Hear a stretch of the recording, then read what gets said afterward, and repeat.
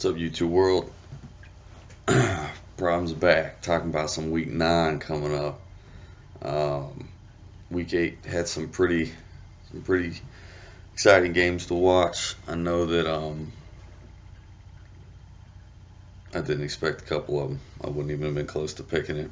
But let's get right into it. Week 8, we had a couple big matchups. I know we had the big one obviously would be FSU over Notre Dame. Um, Hate him or love him, Jameis Winston is hands down a winner, and the kid has shown repeatedly that he just is going to win and win and win and just keep winning, and that's just basically all there is to it.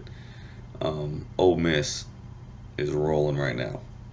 The Rebels um, could be real legit as far as the SEC goes, but there's just one thing that's going to come. It's just going to boil down to, and that is, oh, that's right, they have to play Mississippi State. So that train wreck collision is going to be coming very, very, very soon. It was West Virginia over Baylor. I feel sorry for Baylor. Being a Virginia Tech fan, I'm going to give West Virginia about no credit. So, yeah, West Virginia won, whatever. Um, Anybody who said anything about the whole Nick Saban thing uh, has been silenced. I believe he addressed that situation as far as their 1 point win, and he went out there and made an example of Texas A&M and an example of what his football team is capable of doing. So any opinion anybody had has been silenced, and I don't even know. I don't even really know how that goes from there.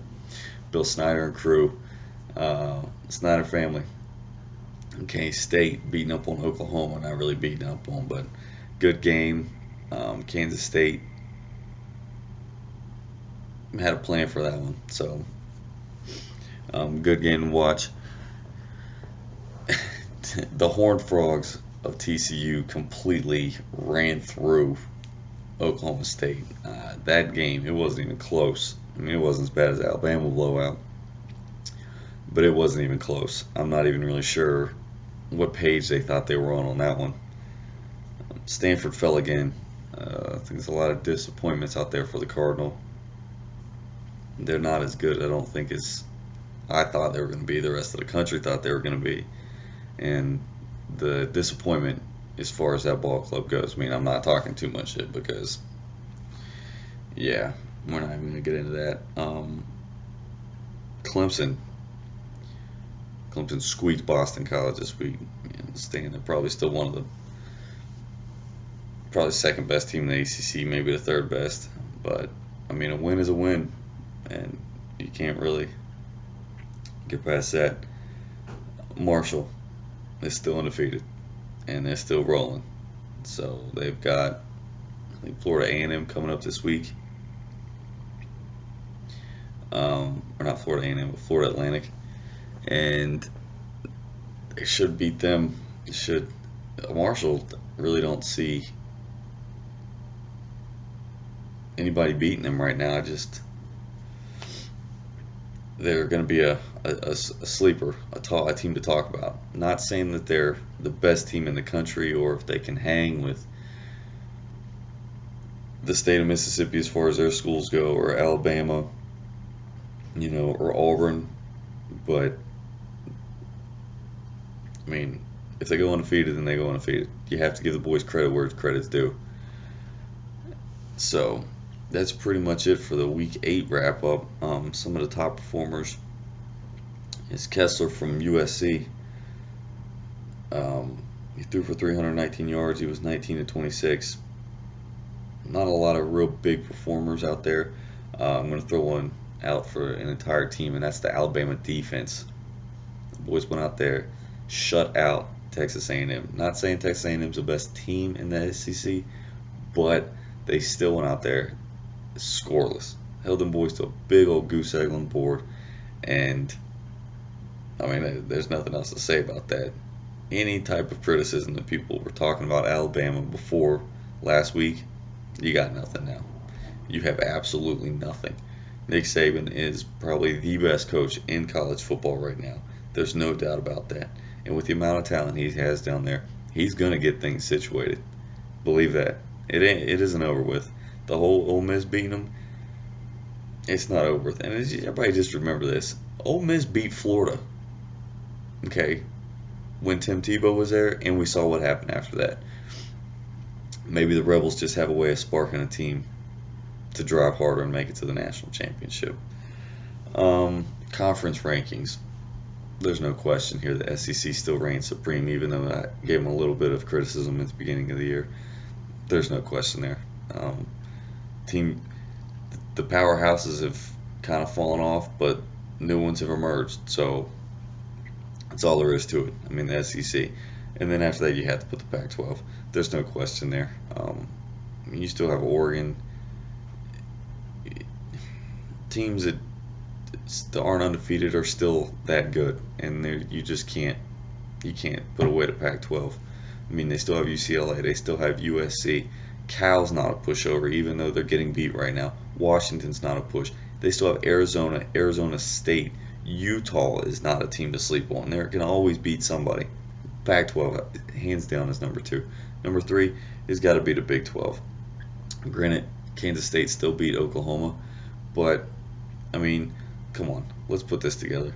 The Big 12, hands down, is better than the Big 10, and they're definitely better than the ACC. There's no question there. So you have Kansas State, Oklahoma, West Virginia. Even Baylor got beat. Baylor's still a good football team. Texas is not. But besides that, I mean, the Big 12. And then after that, you have to put the Big 10. Michigan State and Sparty up there is a scary, scary ball club. No matter how you want to slice that team is good.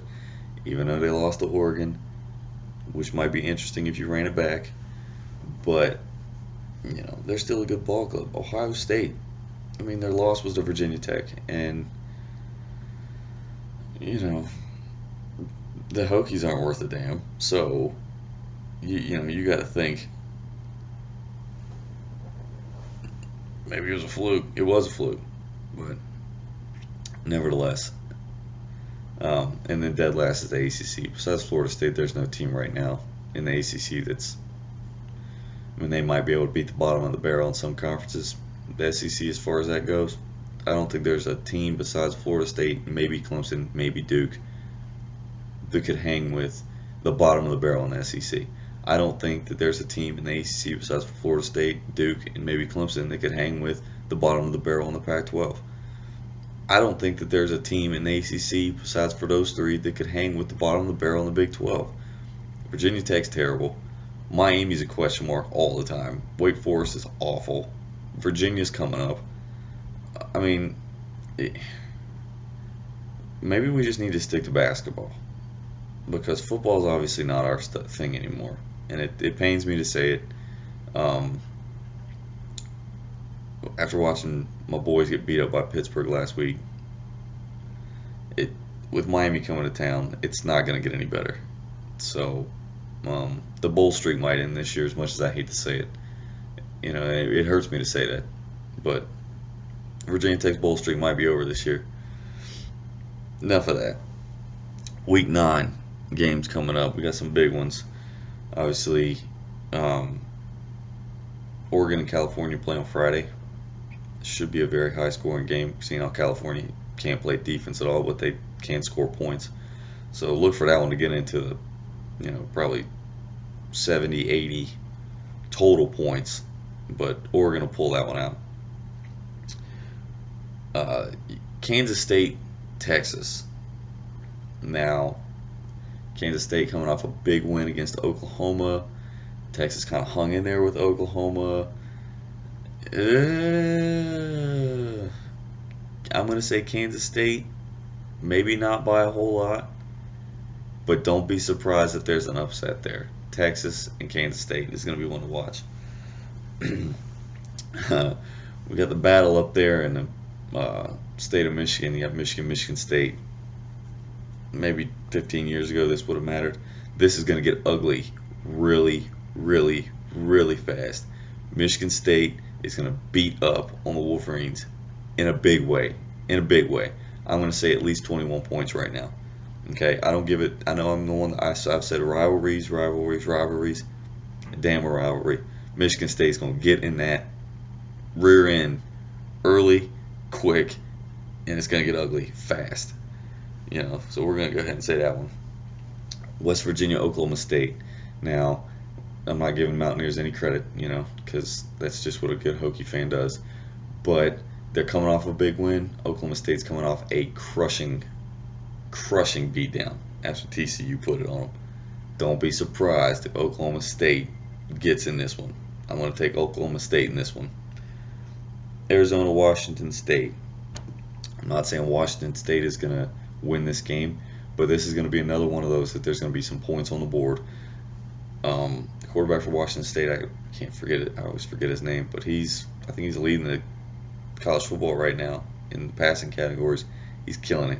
Kid can throw the football. Washington State can score points. Nevertheless, Arizona is very, very, very good. So I'm going to take Arizona, but maybe in a high-scoring game. We got Alabama, Tennessee. I don't expect Bama to put the thumping on Tennessee like they did to A&M, but they will beat them. I don't see Tennessee being able to hang with the amount of fire. I'm sure Nick Saban's pumping into his boys right now about that. The comment about after the Arkansas game. I think they're going to carry that one in for the rest of the year, and they're going to take that one all the way to the Iron Bowl against Auburn. And that's just going to be something else there as far as that one goes. South Carolina, Auburn. Sorry, Game Chickens. I know my boys back in Columbia are wanting to win here. I'm not going to see this one happening. I'm really not. USC, Utah. Who knows? You never know what you're going to get out of either one of them. I'm taking Auburn over South Carolina, by the way. I'm taking USC over Utah, maybe close, but I'm going to take the Trojans over Utah.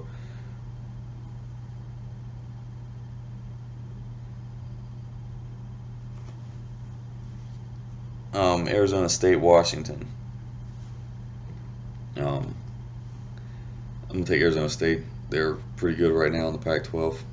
They're definitely... They might throw a wrench into things as we come down this final stretch of the season. And there's one more game. Oh yeah, Ole Miss, LSU. Now I understand maybe back 5-6 years ago, this might be a game. LSU is not what they usually are this year. It pains me to say it. 2 years from now, when all that young talent grows up, LSU's going to be real scary. But right now, the only thing they've got going for them is that it's in the Bayou, and it's a night game. And that's a scary, scary, scary place to play. And Bo Wallace better have his team ready. But I'm going to take Ole Miss over LSU. That's pretty much it for Problems Talking Football Week 9, man. You guys hit me on Twitter, PT Football. You can hit me on my email at problemstalkinfootball@gmail.com. You guys have a great weekend and enjoy all this wonderful college football.